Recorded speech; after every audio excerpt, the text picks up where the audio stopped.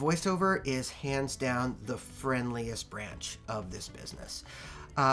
Yeah, there's a lot of camaraderie in other places, but voiceover is the world where I actually, as a casting director, have had to drag people out of their social conversations in the waiting room to actually audition for things.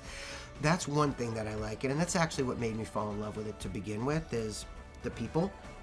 The other thing that I love is it's everything that's great about acting without everything that sucks about acting. It's everything you're trained for. It's the artistry of it without the scratchy costumes, without waiting in a holding tent at 4 a.m. so you can go and shoot something at 4 p.m, without standing outside in the snow. You can do 4 jobs in one day as opposed to 1 job in 4 days. Plus, there's a wider age range. You can be 40 and sound 20. You can be 20 and sound 40. You're not necessarily limited to how you look.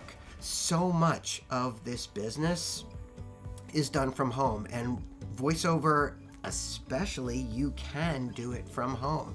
So I love being able to work with people in their environment. I love that people can send me what they record, I can listen to it, and we can address any problems to make sure that what they send off is the best sounding that it can be. Now is the time to do it, because now is when it's most in demand.